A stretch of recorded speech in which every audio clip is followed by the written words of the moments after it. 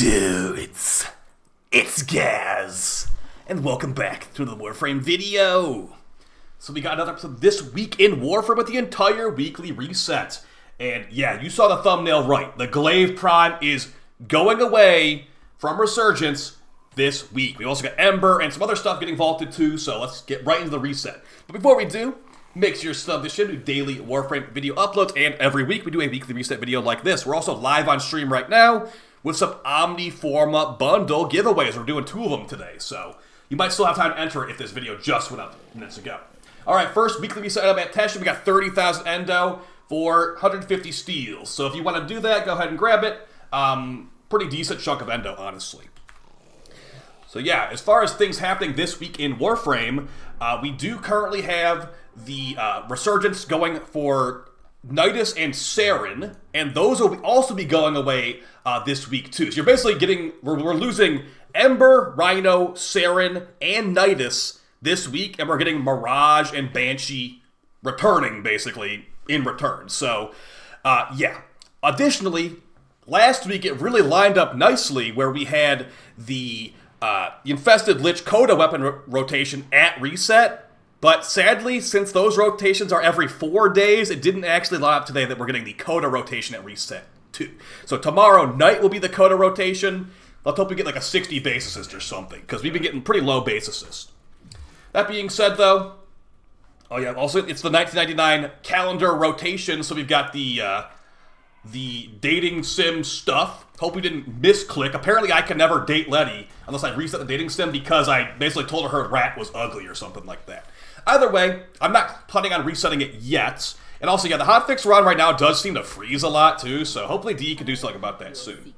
Either way, as far as some more weekly stuff here, we've got the Dormizone. Now, this is one of the only places that you get companion Riven mods. Basically, this place and Cephalon Samaris. So, you could go ahead and grab this, maybe get a Verglass or even get some plat for yourself.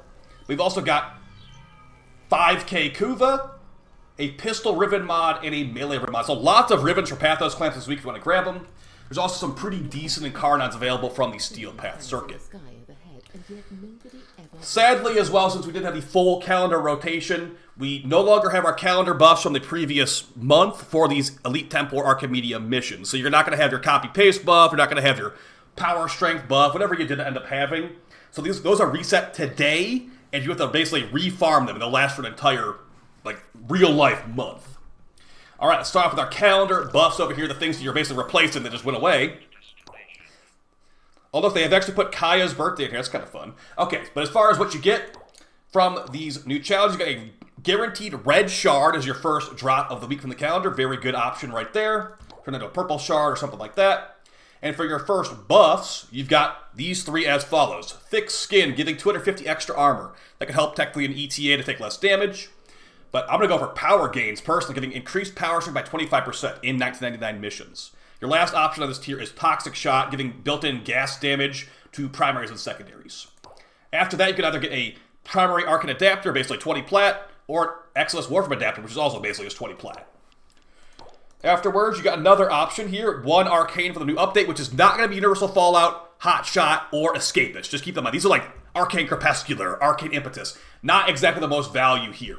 You can get the melee Archon adapter instead, which is basically 20 plat as well. Basically, you want 3 plat or 20 plat value.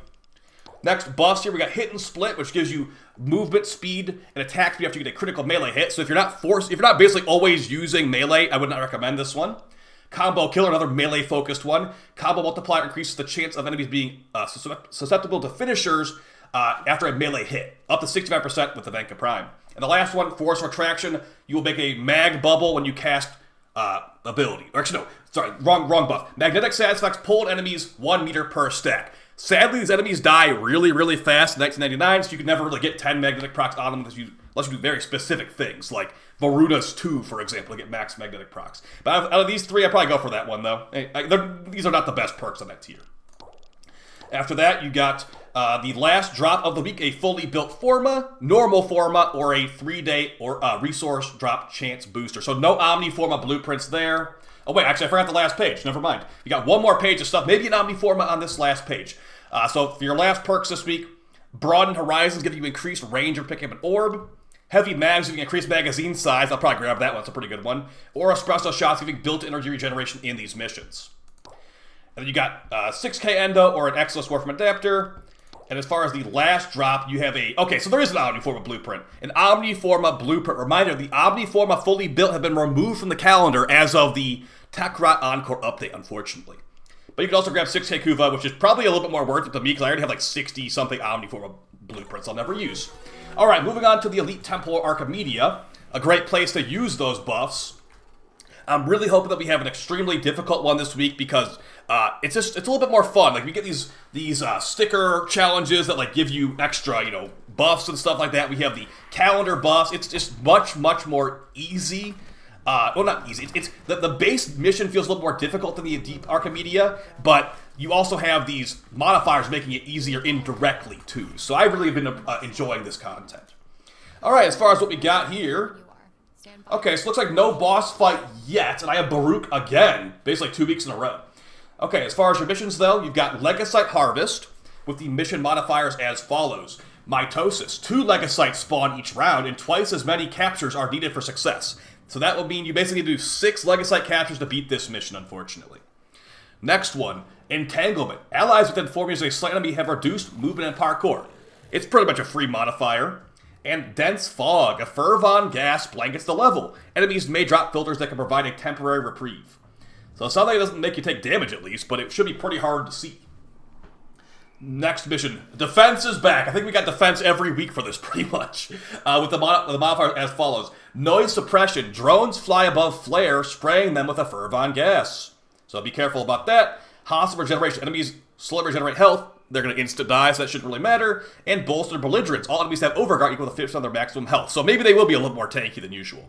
That seems like a pretty good defense mission compared to last week's Vamp Rock. Like, why is Flare taking damage all the time kind of modifier. At the end, you got the Exterminate. Should be basically a freebie.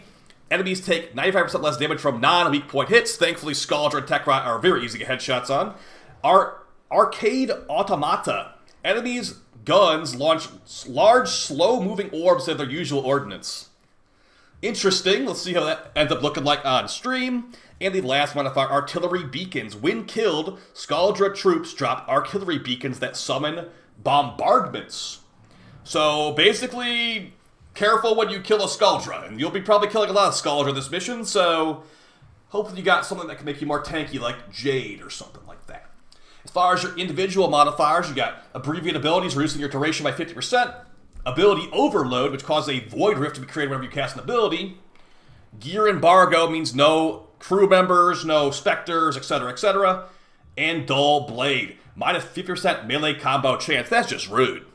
So this should be pretty easy compared to last week, especially that defense mission being like night and day different from last week comparatively. So good luck getting your Archon purple shards and green shards from that. And just to show you as well, unfortunately this does not rotate the exact same time. It's like literally like 1 day from today these weapons are rotating. So maybe DE could make it where the rotations of the store is every 3.5 days, not every 4 days. So we don't have like awkward interactions with the reset like we do today. Either way though, that's going to be your ETA. Let's move on to the EDA, where you can get also some Archon Tau shards. Okay. Whoa.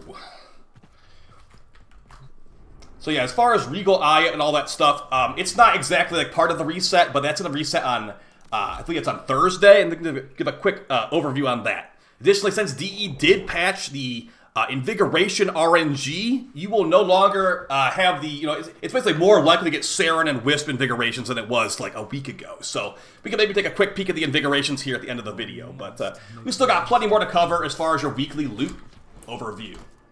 Okay, for the Elite Deep Archimedea, you've got a very annoying Shade of Visions, it looks like. You've got Mirror Defense, Disruption, Survival. As far as the most annoying modifiers to look out for here, for Mirror Defense, you have to get twice as many Vosphine Glyphs to activate the defenses. Also, you got Entanglement just like the previous ETA.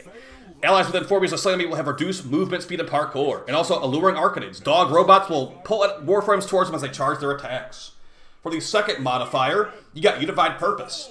Basically, enemies will target the conduits and destroy them, so you have to basically treat them as like a mobile mini defense target. But this should be pretty easy because their AI is pretty bad at attacking the defense objectives sometimes. Also, enemies will deal more damage to Overguard, and Guardian Xmas will appear. And for your final modifier, we got, looks like a relatively annoying modifier with hostile support. The life support system is disabled, but you will get life support from mech kills, and mechs will spawn every 90 seconds. So get ready to kill a bunch of mechs. It's pretty fun, actually. Devil's Bargain means you'll drain ammo faster if you're near a dead enemy. And also, Bolster Belligerence means all enemies have Overguard equal to their maximum health, 50% of their maximum health. As far as personal modifiers, Ability Overload's back again. Or if you cast an ability, you open a Void Rift. Hypersensitive means duration of negative status effects is tripled. So hopefully you have like a status immunity frame or something. Transference Distortion, no operator allowed, that's always an annoying one. And Knife Step Syndrome, losing 2 health while moving, jumping will pause the effect. So good luck on that one, guys. The reason I call that one annoying is because they're relatively long missions compared to like an Exterminate, like the other planet. For Bird 3's Weekly Shard, you have a red Archon Shard at Bird 3, which is great to have because you can make purple shards out of that, basically.